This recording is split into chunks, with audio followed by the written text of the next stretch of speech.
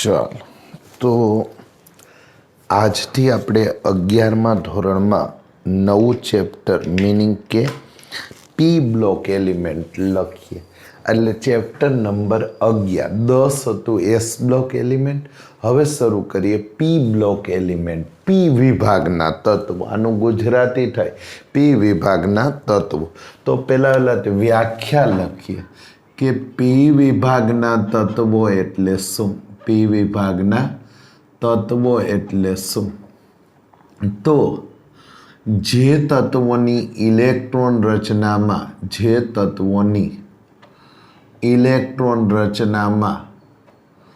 છેલ્લો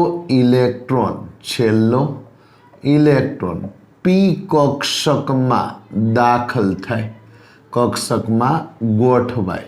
જે તત્વોની ઇલેક્ટ્રોન રચનામાં છેલ્લો ઇલેક્ટ્રોન પી કક્ષકમાં ગોઠવાય તેને શું નામ અપાય? પી વિભાગના તત્વો કહે છે. પી વિભાગના તત્વો કહે છે. તો જે તત્વોની ઇલેક્ટ્રોન રચનામાં છેલ્લો ઇલેક્ટ્રોન પી કક્ષકમાં ગોઠવાય એને પી વિભાગના તત્વો કહીશું. કયા કયા? તો સમૂહ નંબર 13 થી શરૂ કરીએ તો બોરોન 5, સમૂહ નંબર 14, 15, 16, 17 અને 18 આ બધાની વાત કરીએ તો બધાય પી વિભાગના. જેમાં 18માં તો આપણને હિના, નેહા ઓર કરીના, ઝેરોક્સ કરતે રહેના, helium, neon, argon, krypton, xenon, radon. તો આ આપણને ખબર જ છે, બરાબર છે. તો બોરોન અહીં સમૂહ 13, એલ્યુમિનિયમ 13, ગેલિયમ 31, ઇન્ડિયમ 49 અને થેલિયમ 81. યાદ કરીએ બેંગન, આલુ, ગાજર, ઇન, થેલા. તો આ પહેલો સમૂહ છે પી વિભાગનો, બરાબર છે. કાર્બન, કાશી, સિલિકોન, કાશી, ગયે, જર્મેનિયમ, શિવ અને પાર્વતી, ટીન અને લેડ, બરાબર છે. સીતા અને પાર્વતી તોય વાંધો નહીં, ટીન અને લેડ, બરાબર છે. 7 પરમાણુ ક્રમાંક નાઇટ્રોજન છે. તો Nepal, Pakistan phosphorus 15, arsenic 33, arsenic, antimony 51, સબ ભિખારી, બિસ્મત 83. તો આ 15મા સમૂહના તત્વો છે, જે પણ પી વિભાગના તત્વો છે. હજી આગળ ગયા સમૂહ 16, ઓક્સિજન 8, સલ્ફર 16, સિલેનિયમ 34, ટેલ્યુરિયમ 52 અને પોલોનિયમ 84. ઓલ્ડ સ્ટાઇલ સે TPO, old oxygen style sulphur સે સિલેનિયમ ટી 4, ટેલ્યુરિયમ અને PO પોલોનિયમ. ફિર કલ બહાર आई, बराबर है. अनुष्का, एस्टेटाइन, बराबर है. तो अँ fluorine, chlorine, bromine, iodine, astatine. तो आ समूह 17 तत्वों. 18 में तो helium, neon, argon, krypton, xenon, radon है. आ बधायनी बाह्यतम कक्षानी इलेक्ट्रॉन रचना NS2 NP1 थी शुरू करी અને કેટલી મળશે? NS2 NP6 મળશે. NS2 NP6 મળશે. તો NS2 NP6 મળશે. તો પહેલો પ્રશ્ન છે, હવે અહીંયા આપણો અભ્યાસક્રમ અહીંયા કેટલા સમૂહ પૂરતો? તો 11મા ધોરણમાં આપણો અભ્યાસક્રમ માત્ર સમૂહ 13 અને 14 પૂરતો. મિનિંગ આ બે સમૂહોનો અભ્યાસ આપણે કરવાનો. આ બધા સમૂહો કયા ધોરણમાં આવશે? ધોરણ 12માં, બરાબર છે. જે હજી બાકી છે પરિણામ એ આપણે ધ્યાને નહીં લઈએ. આટલા ધોરણ 11, આ બે સમૂહ ધોરણ 11માં છે, એનો આપણે અભ્યાસ કરવો છે, બરાબર. તો શરૂઆત કરીએ સમૂહ 13ના તત્વોના નામ, સંજ્ઞા, પરમાણુ ક્રમાંક અને ઇલેક્ટ્રોન રચના. તો સમૂહ 13ના તત્વો બોરોન 5, હિલિયમ 2, બરાબર છે. અથવા આમ લખીએ હિલિયમ 2, બરાબર છે. 2s2 2p1, છેલ્લો ઇલેક્ટ્રોન 5મો પીમાં ગોઠવણ. એલ્યુમિનિયમ 13 છે. ઇલેક્ટ્રોન રચના લખવી તો નિયોન 10, 3s2 3p1 બાહ્યતમ કક્ષામાં 3 ઇલેક્ટ્રોન આ બધાયની બાહ્યતમ કક્ષામાં કેટલા ઇલેક્ટ્રોન છે 3 ઇલેક્ટ્રોન છે પરિણામે ને 13મા સમૂહ અથવા ત્રીજા સમૂહના તત્વો કહીશું 3 ઇલેક્ટ્રોન આવેલા છે પરિણામે 13મા સમૂહ અથવા ત્રીજા સમૂહના તત્વો કહીશું ગેલિયમ 31 ગેલિયમ 31 તો અહીંયા ઇલેક્ટ્રોન રચના આમ લખી શકાય આર્ગોન 18 બરાબર છે શું 4s2 3d10 અને 4p1 ઊંધું લખી નાખું ચલો 3d10 પહેલા 4s2 4p1 તો બાહ્યતમ કક્ષામાં કેટલા ઇલેક્ટ્રોન છે તો 18 ને 10 28 28 ને 2 30 ને 1 31 ગેલિયમ ઇન્ડિયમ ઇન્ડિયમ 49 તો ઇલેક્ટ્રોન રચના લખીએ ક્રિપ્ટોન 36 4d10 4d માં 10 36 ને 10 46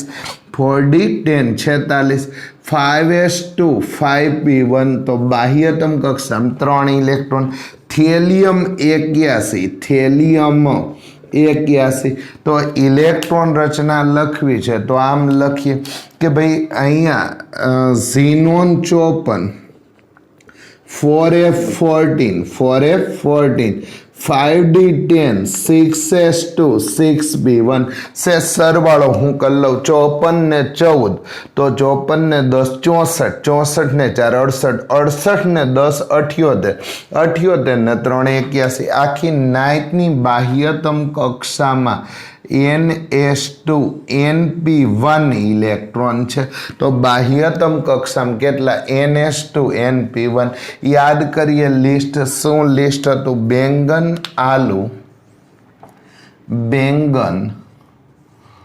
આલુ ગાજર ઇન થેલા અથવા થેલી જે તમારે લખો ઇન થેલા લખીએ ચલો ઇન થેલા ચલો તો આ 13મા સમૂહના તત્વો થાય સમૂહ 14 ભેગા લખી નાખીએ તો નામ સંજ્ઞા પરમાણુ ક્રમાંક અને ઇલેક્ટ્રોન રચના તો કાર્બન 6 છે બરાબર સિલિકોન 14 છે જર્મેનિયમ 32 છે ટીન 50 છે અને લેડ 82 છે તો આ બધાની ઇલેક્ટ્રોન રચના લખવી છે પણ એ પહેલાં હું આમ લખું કે કાશી કાર્બન સિલિકોન કાશી ગયે જર્મેનિયમ શિવ આમ લખું શિવ અને પાર્વતી બરાબર છે લેડ તો કાશી ગયે શિવ પાર્વતી બરાબર છે કા ફોર કાર્બન સી ફોર સિલિકોન ગયે ફોર જર્મેનિયમ શિવ તો ટીન અને લેડ તો પાર્વતી ઇલેક્ટ્રોન રચના હિલિયમ 2 2s2 2p2 બાહ્યતમ કક્ષામાં 4 ઇલેક્ટ્રોન તો આ બધાની બાહ્યતમ કક્ષાની ઇલેક્ટ્રોન રચના બાહ્યતમ કક્ષાની ઇલેક્ટ્રોન રચના આપણને શું મળશે ઇલેક્ટ્રોન રચના આપણને શું મળશે તો ચેક કરી લે helium 2 2s2 2p2 silicon 14 neon 10 3s2 3p2 તો 10 ને 4 14 ગયે બરાબર જર્મેનિયમ તો આર્ગોન 18 3d10 18 ને 10 28 બરાબર 4s2 4p2 28 ને 2 30 ને 2 32 ટીન 50 તો અહીં ક્રિપ્ટોન 36 4d10 36 ને 10 46 હવે 4 5s2 5p2 લેડ 82 બરાબર છે શું લખીએ તો કે ઝીનોન 54 4f14 બરાબર 5d10 6s2 तो અહીં 54 ને 14 ફરી એકવાર 68 68 ને 10 78 ને અહીંયા 4 82 तो આખી નાઇટની બાહ્યતમ કક્ષાની ઇલેક્ટ્રોન રચના મને શું મળશે ns2 np2 મળે છે બાહ્યતમ કક્ષાની ઇલેક્ટ્રોન રચના ns2 આમાં છેલ્લો ઇલેક્ટ્રોન p કક્ષકમાં દાખલ થાય એટલે આ બધાને p વિભાગના તત્વો કહીશું છેલ્લો ઇલેક્ટ્રોન p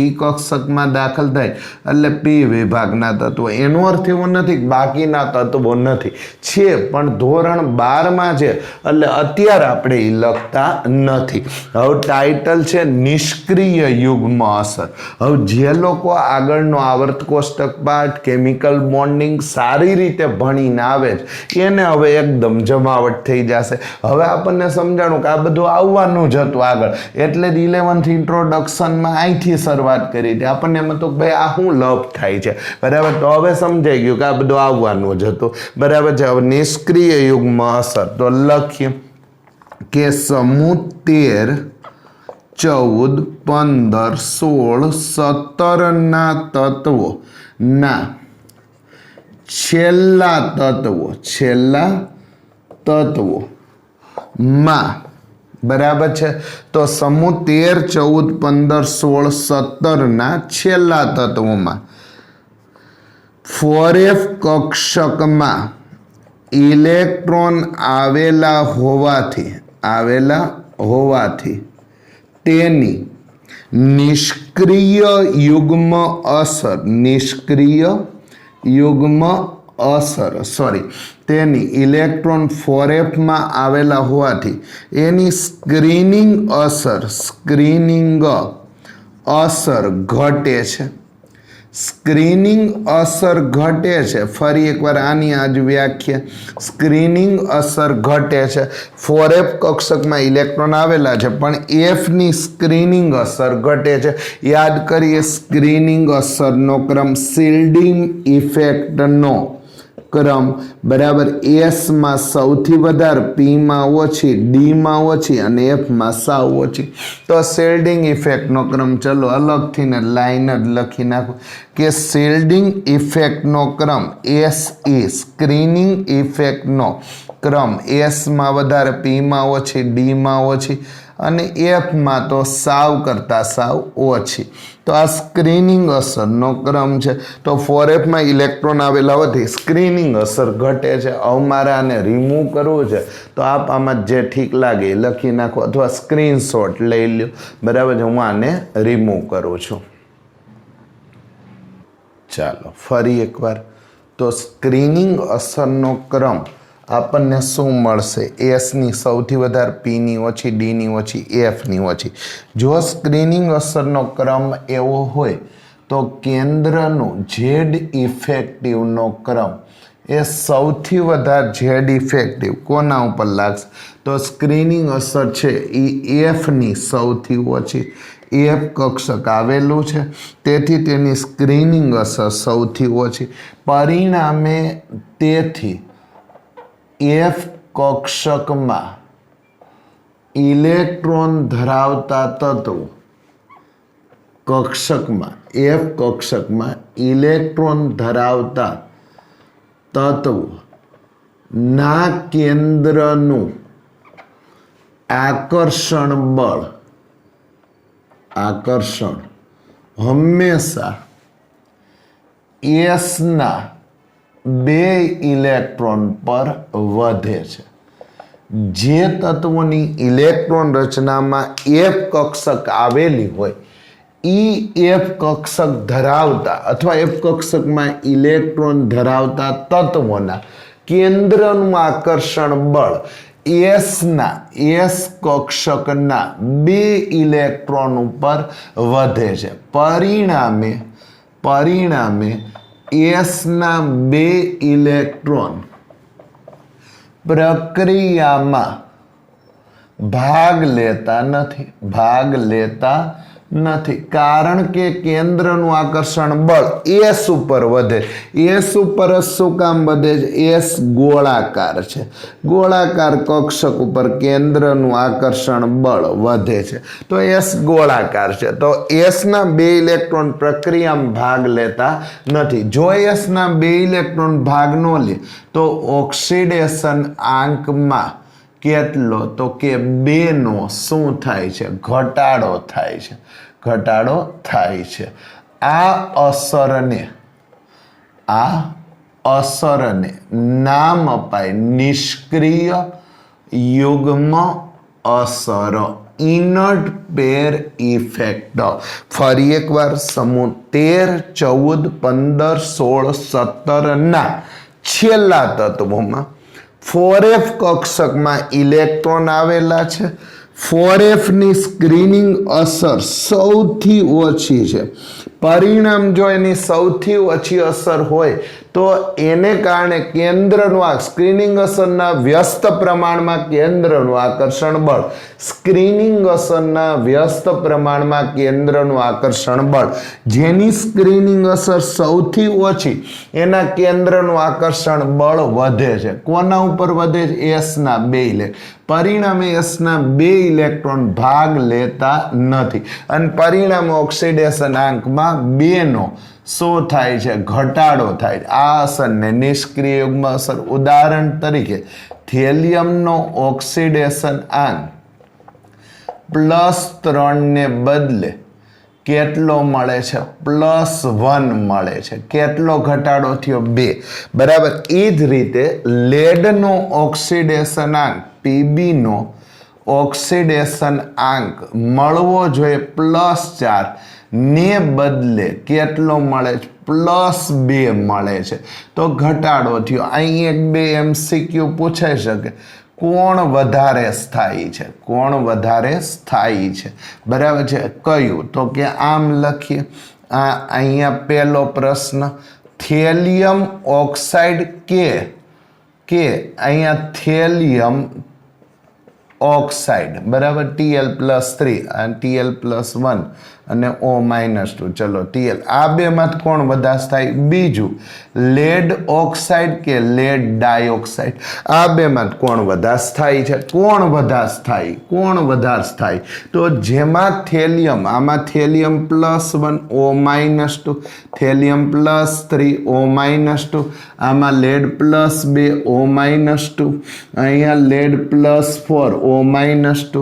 તો હંમેશા થેલિયમ +1 વધારે સ્થાયી છે.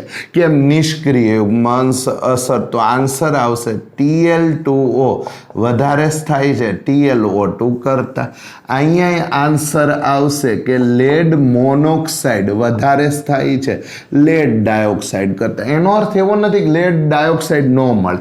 એનો અર્થ એવો નથી થેલિયમ ટ્રાયોક્સાઇડ ન મળે. મળે તો ખરા, પણ એમાં નિષ્ક્રિય યુગ્મ અસરને કારણે સ્થિરતામાં ઘટાડો થાય. કોક કે તો 13, 14, 15માં સમૂહમાં ન થાય જ, પણ 11મા ધોરણના તમારા અભ્યાસક્રમમાં માત્ર 2 જ સમૂહ, 13 અને 14. એટલે મેં ખાલી 13 અને 14, બાકી ત્યાં મેં લખ્યું છે બધી આવા પ્રકારની અસર જોવા મળશે. ટૂંકમાં ઓક્સિડેશન આંકમાં 2 નો ઘટાડો.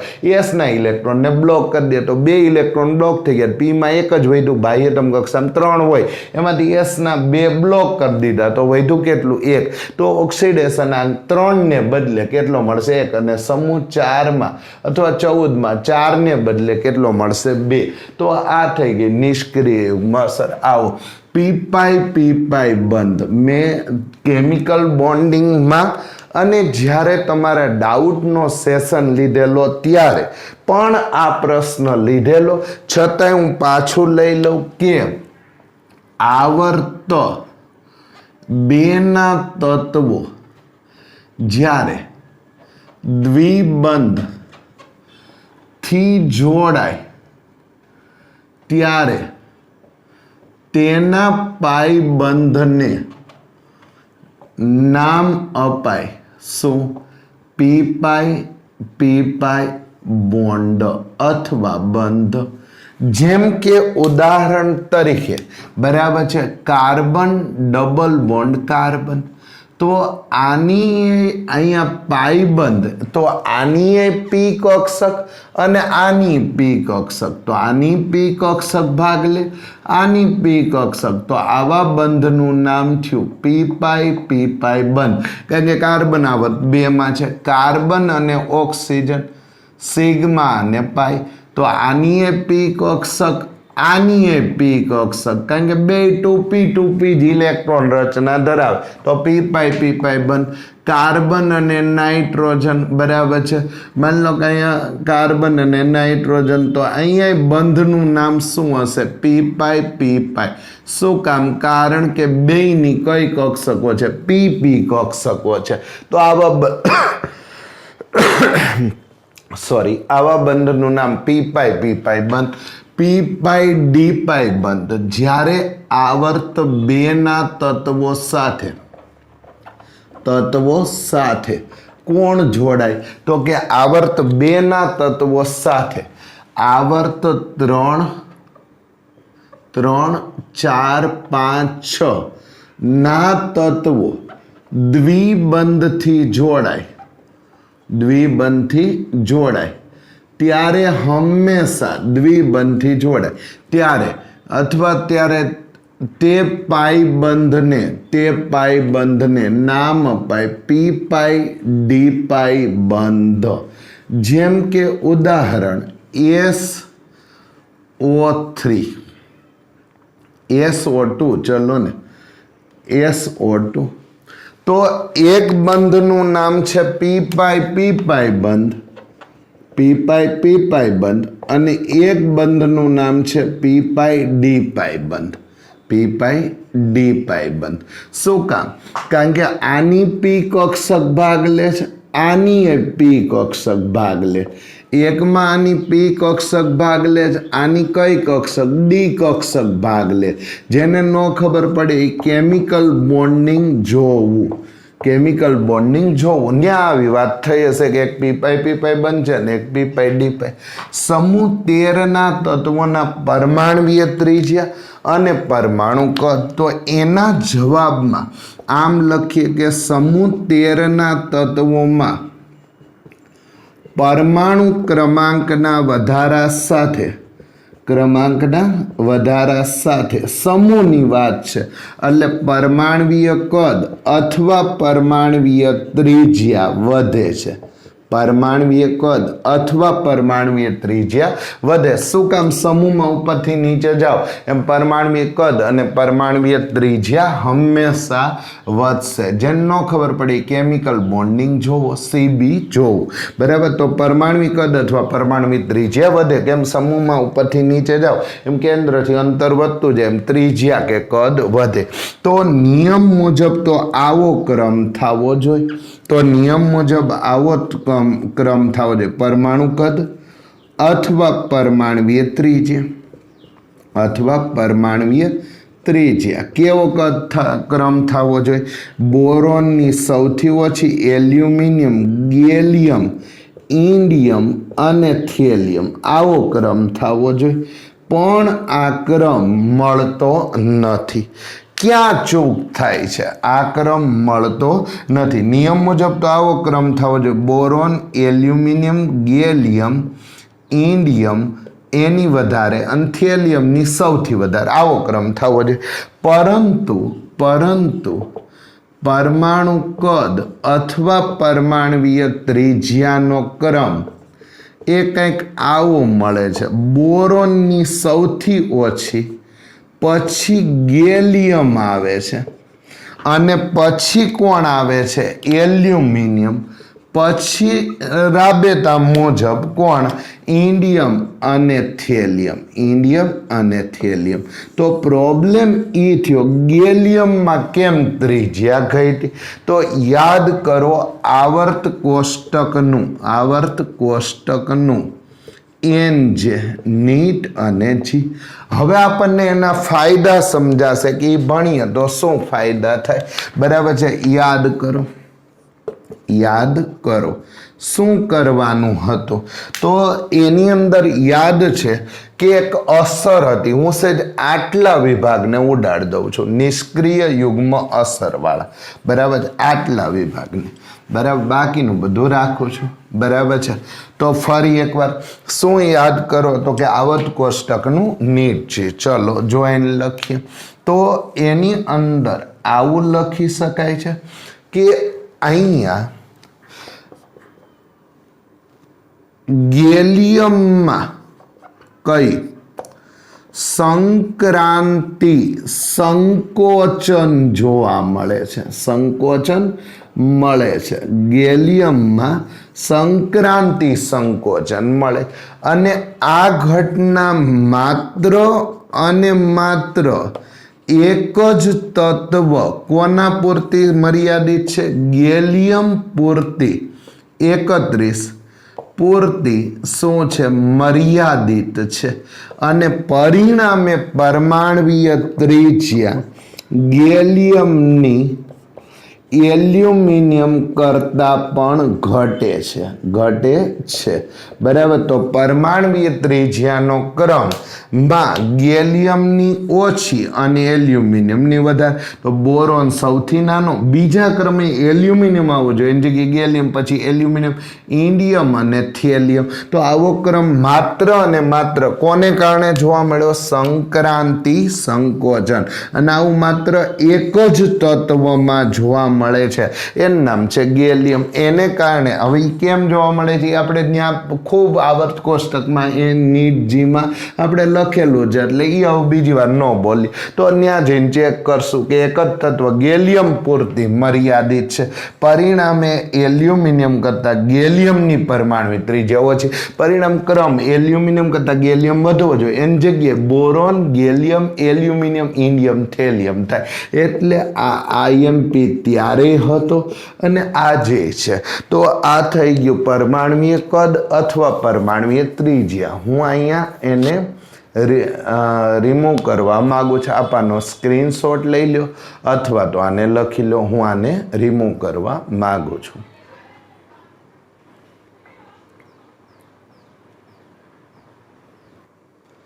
ચાલો, પછીનો ગુણધર્મ છે સમૂહ 13ના તત્વોની આયનીકરણ એન્થાલ્પી.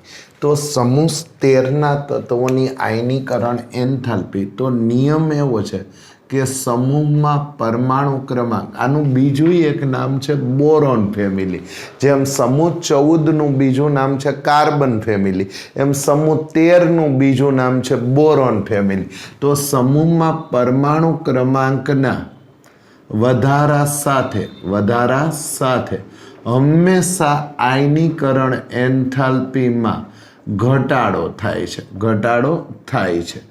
તો ક્રમ આવો મળવો જોઈતો, તો આયનીકરણ એન્થાલ્પીનો ક્રમ આવો મળવો જોઈતો, તો બોરોન વધારે, એલ્યુમિનિયમ ઓછું, ગેલિયમ ઓછું, ઇન્ડિયમ ઓછું અને થેલિયમ સૌથી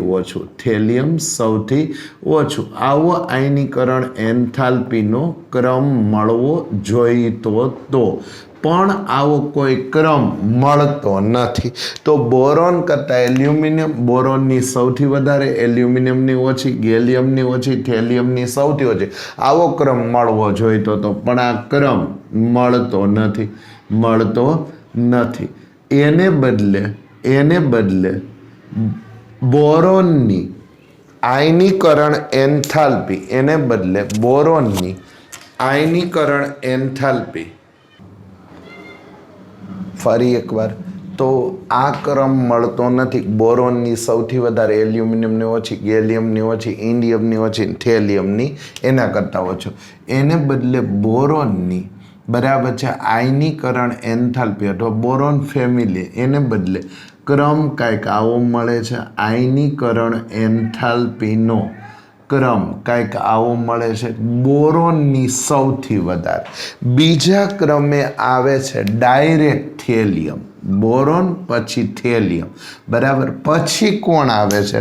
તો કે ગેલિયમ, પછી કોણ આવે છે એલ્યુમિનિયમ અને પછી કોણ આવે છે તો કે ઇન્ડિયમ. તો ક્રમ આવો મળે છે, બરાબર છે. બોરોન સૌથી વધારે, થેલિયમ બીજા નંબરે, ગેલિયમ એનાથી ઓછું, એલ્યુમિનિયમ અને ઇન્ડિયમ. એટલે એકચ્યુઅલી આવું થયું, બોરોનની આયનીકરણ એન્થાલ્પી સૌથી વધારે, પરમાણુ ક્રમાંક ઓછો, બરાબર. પછી બીજા ક્રમે કોણ આવી ગયું થેલિયમ. ચલો, બોરોન કરતાં કોની ઓછી છે એલ્યુમિનિયમની, એલ્યુમિનિયમની ઓછી, બરાબર. પછી એનાથી વધારે કોણ આવ્યું ગેલિયમ, તો આ ગેલિયમ આવ્યું. પછી ઇન્ડિયમ સૌથી ઓછી આવી અને થેલિયમ ઠીક વધારે, પણ બોરોનથી વધારે નહીં, બરાબર છે. બોરોનથી વધારે નહીં. તો સૌથી વધારે બોરોન, અહીં થેલિયમ અહીં સાઈડ લખી નાખું, ચલો થેલિયમ. તો સૌથી વધારે બોરોન પહેલા ક્રમે, પછી બીજા ક્રમે સેટ જો આ બોરોનની આયનીકરણ એન્થાલ્પી, પછી કોણ છે થેલિયમની આયનીકરણ, કલર હું બદલી નાખું, બોરોનની આયનીકરણ એન્થાલ્પી સૌથી વધારે, પછી કોની આયનીકરણ એન્થાલ્પી થેલિયમની, પછી કોની આવી ગેલિયમની, પછી કોની આવી એલ્યુમિનિયમની, સૌથી ઓછી કોની આવી ઇન્ડિયમની. તો આ આયનીકરણ એન્થાલ્પીનો શું થઈ ગયો ક્રમ. આવું શું કામ થતું હશે તો થેલિયમમાં નિષ્ક્રિય યુગ્મ અસર, નિષ્ક્રિય યુગ્મ અસર ને કારણે આયનીકરણ એન્થાલ્પી વધારે, આયનીકરણ એન્થાલ્પી વધારે મળે છે, વધારે મળે છે. ગેલિયમમાં શું કામ વધારે મળતી હશે તો ગેલિયમમાં કયો અસર છે તો કે ગેલિયમમાં સંક્રાંતિ, સંકોચનને કારણે, સંકોચનને કારણે, બરાબર. અહીં નિષ્ક્રિય યુગ્મ હજી એક લખી શકાય લેન્થેનાઇડ સંકોચન. ચલો, લેન્થેનાઇડ સંકોચનને કારણે, સંકોચનને કારણે, બરાબર. ગેલિયમમાં સંક્રાંતિ સંકોચનને કારણે આયનીકરણ એન્થાલ્પી વધારે મળે છે, વધારે મળે છે. તો અહીંયા ફરી પાછું તો આ આયનીકરણ એન્થાલ્પી સાથે સાથે સમૂહ 13ના તત્વોમાં પ્રથમ આયનીકરણ એન્થાલ્પી કરતા ΔHI1 કરતા ΔHI2 દ્વિતીય આયનીકરણ એન્થાલ્પી અને એના કરતાં તૃતીય આયનીકરણ એન્થાલ્પી એમ ક્રમશઃ આયનીકરણ એન્થાલ્પીમાં વધારો થાય. તો સમૂહ 13ના તત્વોમાં પ્રથમ આયનીકરણ એન્થાલ્પી કરતાં દ્વિતીય, દ્વિતીય કરતાં તૃતીય એમ ક્રમશઃ વધે છે. તો આયનીકરણ એન્થાલ્પીમાં વધારો થાય છે, બરાબર. યાદ કરીએ, કારણ એ પરમાણુ એમાંથી એક ઇલેક્ટ્રોન મુક્ત કરો તો પ્રથમ આયનીકરણ A+, તો પ્રોટોન કરતાં માની લો કે આ એલ્યુમિનિયમ જ છે તો 13 પ્રોટોન અને 13 ઇલેક્ટ્રોન છે. હવે એલ્યુમિનિયમ પ્લસ બનાવો, 13 પ્રોટોન અને 12 ઇલેક્ટ્રોન થશે. હવે એલ્યુમિનિયમ +2 બનાવો તો શું થશે, અને એલ્યુમિનિયમ +3 બનાવો તો શું થશે.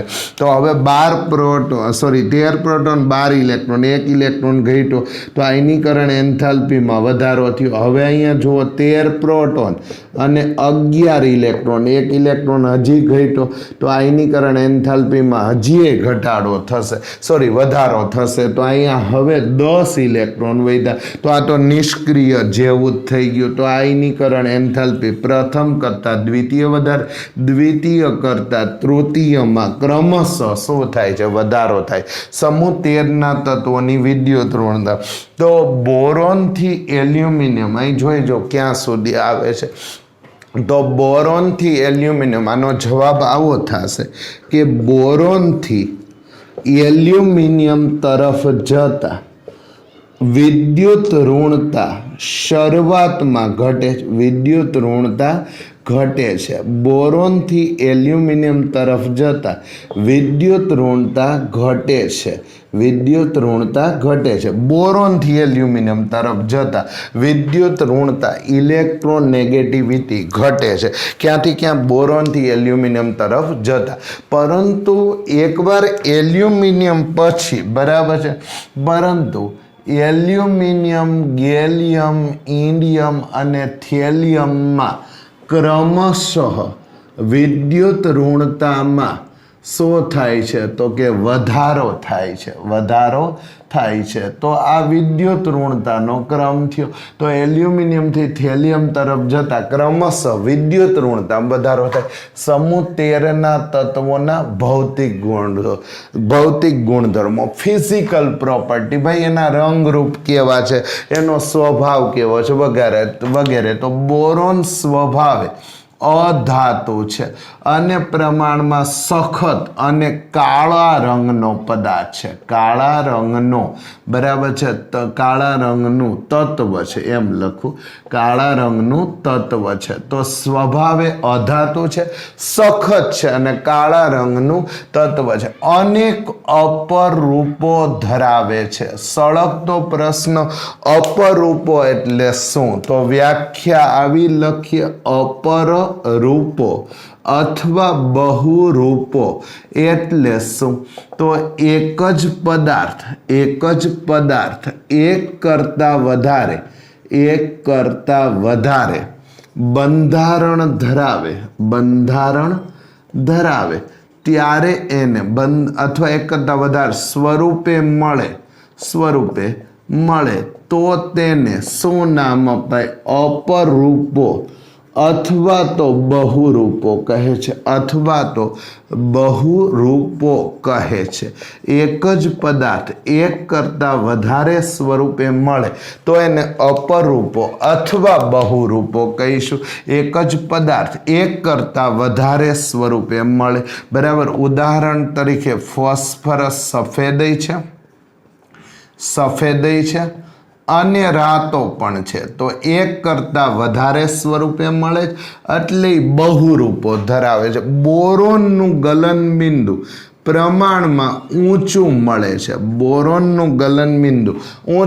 છે. ગેલિયમ પ્રવાહી છે. આખાય આવર્ત કોષ્ટકમાં આમ લખી નાખું. આવર્ત કોષ્ટકમાં બરાબર બે પ્રવાહી છે. એકનું નામ છે મર્ક્યુરી, પારો. એકનું નામ છે Hg, મર્ક્યુરી, જેને આપણે નામ આપીએ પારો, અને બીજું છે Ga, ગેલિયમ. તો આખા આવર્ત કોષ્ટકમાં બે જ પ્રવાહી પદાર્થો છે, એક ગેલિયમ, મર્ક્યુરી અથવા તો પારો અને મર્ક્યુરી અથવા પારો અને બીજું ગેલિયમ છે. સમૂહ 13ના તત્વોનો ઓક્સિડેશન આંક. તો આ સમૂહના તત્વોની બાહ્યતમ કક્ષાની ઇલેક્ટ્રોન રચના NH2NP1 છે. પરિણામ જો આ સમૂહના તત્વોની બાહ્યતમ કક્ષાની ઇલેક્ટ્રોન રચના NH2NP1 હોય, ફરી એકવાર લખી લે, બોરોન ફેમિલીની આયનીકરણ એન્થાલ્પી. તો પરમાણુ ક્રમાંકના વધારા સાથે આયનીકરણ એન્થાલ્પીમાં ઘટાડો થાય. નિયમ મુજબ તો બોરોનની સૌથી વધારે એલ્યુમિનિયમ, ગેલિયમ, ઇન્ડિયમ, થેલિયમ, આવો ક્રમ હોવો જોઈએ, પણ આવો ક્રમ મળતો નથી. એને બદલે બોરોનની મેક્સિમમ, પછી ડાયરેક્ટ થેલિયમ, બોરોનની મેક્સિમમ, બીજા ક્રમે થેલિયમ, બરાબર, ત્રીજા ક્રમે ગેલિયમ, ચોથા ક્રમે એલ્યુમિનિયમ અને પાંચમા ક્રમે ઇન્ડિયમ છે. તો આવું કેમ? તો થેલિયમમાં લેન્થેનાઇટ સંકોચન F કક્ષક આવે ને બધે આવર્ત કોષ્ટકનું નીટ જી જોવું, F કક્ષક આવે ને લેન્થેનાઇટ સંકોચન. ગેલિયમમાં હમણાં જ મેં લખ્યું એમ સંક્રાંતિ સંકોચન. સમૂહ 13ના તત્વો પ્રથમ આયનીકરણ એન્થાલ્પી કરતા દ્વિતીય કરતા તૃતીય આયનીકરણ, ગુજરાતી ન લખાય, સંજ્ઞાઓ. પ્રથમ આયનીકરણ એન્થાલ્પી કરતા દ્વિતીય કરતા તૃતીય એમ ક્રમશઃ વધે. સમૂહ 13ના તત્વોની વિદ્યુત ઋણતા. બોરોનથી એલ્યુમિનિયમ તરફ જતા વિદ્યુત ઋણતા ઘટે છે, બરાબર, પરંતુ એલ્યુમિનિયમથી થેલિયમ તરફ જતા ક્રમશઃ વિદ્યુત ઋણતામાં શું જોવા મળે છે? વધારો થાય છે. સમૂહ 13ના તત્વોના ભૌતિક ગુણધર્મો. બોરોન અધાતુ છે, સખત છે, કાળા રંગનું તત્વ છે, અનેક અપરૂપો ધરાવે. અપરૂપો એટલે શું? એક एक ज पदार्थ एक करता वधारे बंधारण धरावे, एक करता वधारे स्वरूपे मळे, जेम के फॉस्फरस सफेद होय छे अने फॉस्फरस रातोय छे तो ए अपरूपो अथवा बहुरूपो धरावे। बोरोनનું गलन बिंदु ऊंचू मळे, गैलियम प्रवाही छे। आखा आवर्त कोष्टकमां बे ज प्रवाही छे, बे प्रवाही तत्वों छे। कया बे प्रवाही तत्वों छे? एक मर्क्युरी पारो अथवा तो अहीं Hg अने बीजू गैलियम। समूह 13 ना तत्वों ऑक्सिडेशन ईमां लखवो छे पण हुं छे आ आकृतिने रिमूव करूं तो आप आने तमे स्क्रीनशॉट लई लो। हुं अहींया आ एक आकृतिने रिमूव करूं छुं अहींया, बराबर छे, तो आनो स्क्रीनशॉट लई लो। तो समूह 13 ना तत्वों बराबर है शू है ऑक्सिडेशन आंक, तो आ एक लीटी आई सुधी राखी दे, बराबर है। चलो समूह 13 ना तत्वों ऑक्सिडेशन आंक, तो आ समूहना तत्वों बाह्यतम कक्षानी इलेक्ट्रॉन रचना NH2NP1 है। तेथी समूह 13 ना तत्वों ऑक्सिडेशन आंक मने केटलो मळशे तो के +3 मळे छे। तो ऑक्सिडेशन आंक केटलो मळे? +3, कारण के NH2NP1 छे तो बाह्यतम कक्षामां 3 इलेक्ट्रॉन 3 गुमावे +3 मळे। परंतु छेल्ला तत्व जेम के आम लखीए कि भाई मान लो कि एल्यूमिनियम +3 ऑक्सीजन -2 एल्यूमिनियम ऑक्साइड, बराबर है। परंतु अथवा अहींया परंतु छेल्ला तत्वों में बराबर है, छेल्ला तत्वों में केमां जेमां F कक्षक आवे एनी अंदर निष्क्रिय युग्म असर ने कारणे बराबर शू तो के ऑक्सिडेशन आंक केटलो मळे? +1 मळे छे। तो मळवो जोईए 3, एनी जग्याए 2 जेटलो घटे, एस ना 2 इलेक्ट्रॉन ब्लॉक करे अने परिणामे ऑक्सिडेशन आंक 3 ने बदले केटलो मळी जाय? +1 मळे छे। तो समूह 13 ना तत्वों ऑक्सिडेशन आंक विशेनी माहिती दाखला तरीके हजी लखी शकीए। बोरोन ट्राइफ्लोराइड तो ऑक्सिडेशन आंक 3 मळे, केम? फ्लोरीन -1 एक फ्लोरीन सेट जो हजी बोरोन ट्राइफ्लोराइड, तो आमां बोरोन नो गणो तो बोरोन वत्ता 3 फ्लोरीन बराबर 0। फ्लोरीन समूह 17 है -1, तेथी बोरोन -3 बराबर 0। तो बोरोन बराबर केटला मळशे? +3। तो आ boron trifluoride BCl3, boron trichloride ये +3 ज छे। Boron tribromide BBr3, boron triiodide आ बधा लुईस एसिड छे अने ए इलेक्ट्रॉननी शू धरावे? अपूर्णता धरावे छे, अपूर्णता धरावे छे। कोकी ई तमने केम खबर पड़ी? तो लुईस एसिड एटला माटे के आ बधाय पासे 6 इलेक्ट्रॉन छे। कोकी ई केम खबर पड़ी? एक बंध बराबर 2 इलेक्ट्रॉन बोरोन, क्लोरीन क्लोरीन अने क्लोरीन, तो अहीं 2 4 અને હજી એક 2 લખી નાખીએ 6, તો 6 ઇલેક્ટ્રોન છે। પરિણામે એ ઇલેક્ટ્રોન યુગ્મનો શું કરે? સ્વીકાર કરે। યુગ્મ એટલે 2 ઇલેક્ટ્રોન પેર યુગ્મનો સ્વીકાર કરે, તેથી તે કેવા છે? લुईस એસિડ છે અને એની પાસે 6 ઇલેક્ટ્રોન છે એટલે ઇલેક્ટ્રોનની શું ધરાવે? અપૂર્ણતા। તો આ સંયોજનો થયા એનો ઓક્સિડેશન આંક અને એની વિશેની માહિતી હું આને રિમૂવ કરવા માગું છું। તમે આનો સ્ક્રીનશોટ લઈ લો અથવા તો લખી લો વિડીયો પોઝ કરી। ચાલો સાથે સાથે આવું જોડીએ કે ભાઈ ઇલેક્ટ્રોનની અપૂર્ણતા ધરાવે છે તો BF3 F અને 3 नो डाउट ई बेक बॉन्डिंग धरावे, एन पासे बेक बॉन्डिंग छे, पण ए जो एमोनिया साथेनो इलेक्ट्रॉन द्वारा केवो बंध बनावे? सवर्ग सहसंयोजक बंध बनावे। तो सवर्ग सहसंयोजक बंध बनावे BF અને શું જોડાઈ જશે? NH3। પ્રોબ્લેમ એ થયો કે બેક બોન્ડિંગ આ કરે ફ્લોરિનના લોન પેર કે સવર્ગ સહસંયોજક, બેમાંથી શું કરે?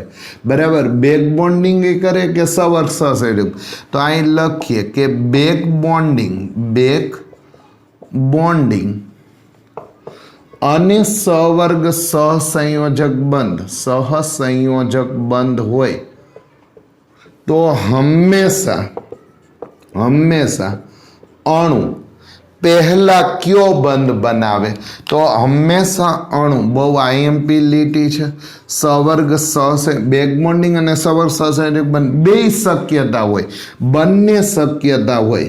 બંને શક્યતા હોય ત્યારે અણુ હંમેશા કયો બંધ બનાવવાનું વિચારશે? હંમેશા, બરાબર છે, કયો? તો કે સવર્ગ સહસંયોજક બંધ બનાવે છે, બરાબર છે.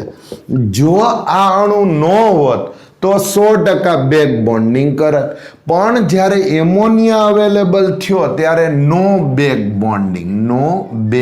બોન્ડિંગ, બરાબર. સાથે AlCl3 એ બાષ્પ અવસ્થામાં કેવું?